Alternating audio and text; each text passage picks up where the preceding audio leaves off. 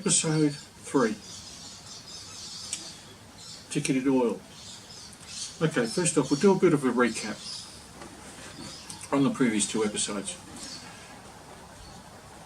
First off, is Australia self-reliant or self-sufficient in non-crude oil fields within continental or territorial waters of Australia? No. Is Australia self-sufficient in refined fuel products in Australia from Australian oil refineries? No. Is Australia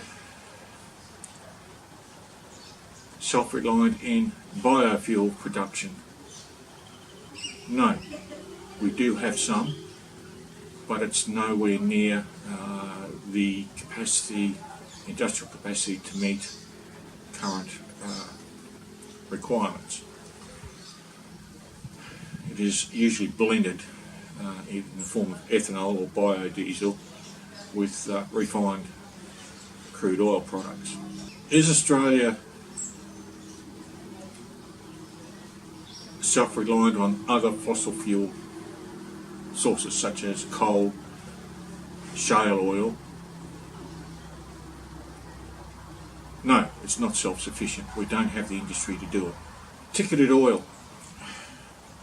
We'll go back to a little bit in history on that, just to give you an idea of how this came about. And there will be gaps in it from research I haven't been able to complete. Back in 1960, the foundation of OPEC as we now know it was formed in Baghdad, Iraq. You go back a little bit further, the petrodollar was an agreement made between the US and the oil producing countries in the Middle East, namely Saudi Arabia, where all oil transactions, purchases, shipping and so on was based on the US dollar, called the petrodollar. As time went on,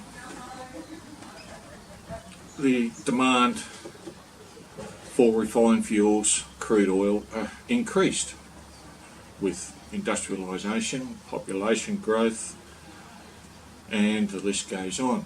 In 1974, there was an oil shock. And basically it came down to Syria and the Egyptians beating the crap out of Israel again. The United States was militarily supporting and rearming Israel, while the Soviet Union was doing the other side of the fence. Also combined with that was that during the Nixon administration decided to debase the US dollar off the gold standard. This caused a lot of ripples with oil producing nations in the Middle East, OPEC. The American dollar lost its value, and the Arab crude oil producers were not very happy. In fact, one link I read was that they were looking at being paid in gold.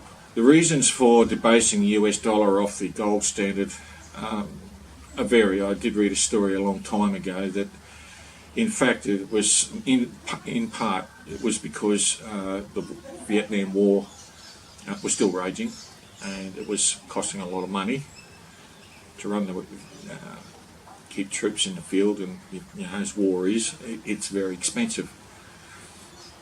So in 1974, because the US backed Israel and the Soviets backed Syria and Egypt, the OPEC countries, oil producing countries at the time, and mostly Arab, but other countries did join OPEC, such as Indonesia, I think Ecuador, what was the other one, Venezuela and a few others, decided to reduce the output of oil, and indeed they put placed embargoes on oil shipments to the US and several other countries in Europe. At that time, the world was going into a global recession. Oil prices, fuel prices were very high due to shortages. US oil production was full throttle on known oil fields at the time, and bear in mind that the technology then was somewhat more primitive than what it is today. So the fuel requirements, oil requirements of the US and other OECD countries was virtually outstripping the supply on their own continental crude oil reserves in the ground. So they had to import a lot. Most of it came from the Middle East. In 1974, an organisation called the IEA was formed, called the International Energy Agency. Basically, it was formed to buffer OECD countries against future oil shocks, and there were future oil shocks afterwards. And the idea being that countries that were vulnerable to oil supplies, shortages, production cuts, that sort of thing, would have their own stockpile of oils, crude oils and fuels in country, somewhere in the vicinity of 90 days, which is not a long time. In 1979, Australia became a signatory to the IEA with the idea of buffering this country against future oil shocks. Unfortunately, it was never legislated within the Australian government, Parliament at the time, the federal Parliament. It was just, we sign up and that was it. It was never really enforced. I've got some links here and I'll post them down the bottom of them. This link was 2015. And the think tank, federal government think tank, Defence Strategy and Capability at the Australian Strategy Policy Institute, a senior analyst saying Australia's fuel reserves would last 20 days at best. 20 days at best. Its supplies were cut off. He said Australia was one of the few countries in the world that does not take our energy security seriously. Oil ticketing. What that virtually means is, and I've been able to find some information on it, and what the Australian government has, and I don't know what's happened before 2018, certainly our in-country fuel reserves and oil stocks have decreased rapidly since 2012 with the closure of oil refineries, the mega refineries and industrialisation of Southeast Asia and a few other countries. Okay, so any oil we buy from the Middle East virtually goes straight to the refinery, wherever that is, and then is sent back to us as imported refined fuel products. The ticketed oil, in other words, countries that have entered an agreement with our government on a government-to-government basis. Doesn't matter what government is in power at the time, what their political affiliations are, whether it's whatever. Okay, 1st of October 2018 to the 30th of June 2020. Two procurement processes have been finalised and future rounds are being considered. Okay, so entities offering to hold stocks in a country that has a government-to-government arrangement with the Australian government and the host government. In other words, it's an arrangement, a deal, usually at great cost, for these countries to hold reserve oil and fuel supplies for Australia. On that list is the United States, United Kingdom, Germany, the Netherlands, Denmark and Hungary. So, bearing in mind that our trade routes at the moment are very, very vulnerable, particularly with fuel supplies, crude oil.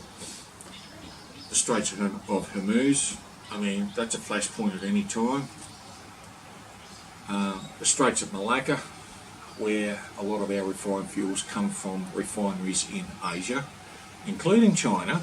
China does refine oil, it's about 80%, I think, the last figure I looked at. Singapore, Japan, a few others. India, I think, yes, India. There's one big mega refinery in India that can produce enough refined oil, refined fuels to supply Australia for 1 year. Okay,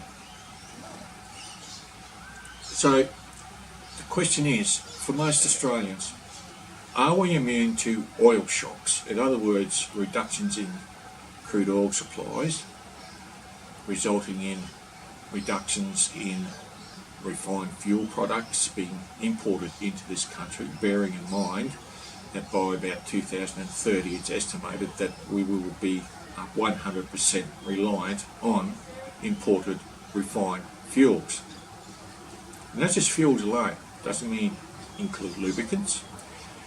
It doesn't include other byproducts of crude oil production, and the road you drive on, tar, bitumen. It is a byproduct of refining crude oil. I like to read to you a comment by Warbles on a lot. Now, in 1979, there was another oil shock, and I think there was another one in the 80s, where restrictions, oil supply restrictions, crude oil, were in place. Some were total embargoes dating from 1974, and it affected the OECD countries, including Australia. We're not immune. Warbles on a lot, and this shows how vulnerable Australia's reliance on imported crude oil and refined fuels was back in 1979. And I quote Warbles on a lot in a reply to me about this particular topic when I was talking to him about elaborating on it from his posts, YouTube posts in May last year, 2018, and again about 6 months ago in 2018. He says, I can remember being an unemployed aircraft assembler detailer at Bankstown Airport in 1979, when the avgas crisis was a happening thing. And shiploads of avgas, Australia bound, were turned around in the Indian Ocean because Holland had outbid and bought the cargo before it arrived to Australian shores. At the end of this, he puts, we were permanently 6 weeks away from having to try to live as hunter-gatherers. So I would imagine, with that last bit of the comment, it also affected refined fuels, bearing in mind that in those days we still had a bigger oil refining capacity than what we've got now.